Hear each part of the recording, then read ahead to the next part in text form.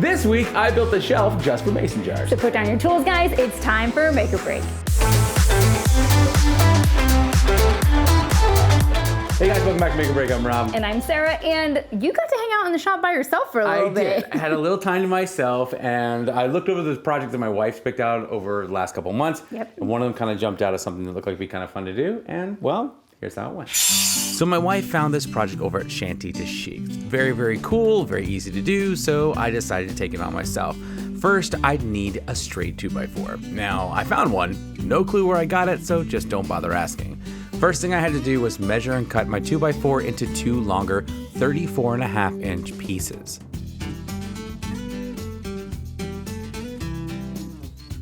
Then I cut three 11-inch pieces, which would end up being the shelves. I carefully marked off the locations for each shelf and then got out my Kreg jig so I could make some pocket holes in each one.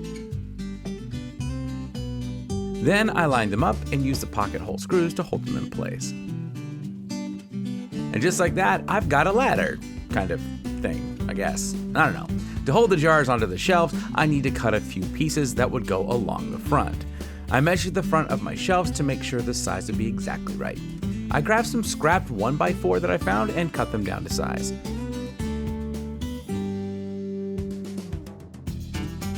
Then I laid them in place and they look pretty good.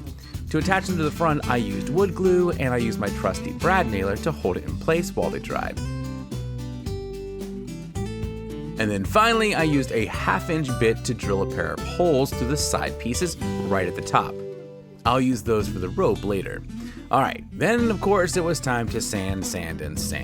I did do quite a bit of sanding, but I didn't get it down to a really fine finish because in the end, this is supposed to have kind of a rough look to it. And finally, I decided to stain it with this very dark black. As always, wipe it thick across the grain, and then you wipe off the excess with the grain. And I'm super happy with how the stain turned out. When it was dry, I ran a rope through the holes and tied knots to support it, and then just had to hang it up, and of course load it with these adorable mason jars, which my wife filled with these fake flowers, because real flowers would make her die. Would make her die? Allergies. She's allergic to flowers. Oh. Yeah, that's why we do fake was a good call, we then. do fake flowers all the time. You can't kill fake flowers, can you? Well, I mean, I can't. Sarah has a special talent for I want to killing thank Heart flowers. for sponsoring this episode and reminding us that we can build anything we can imagine if you do it with heart. All right, guys, break's over. Go make something.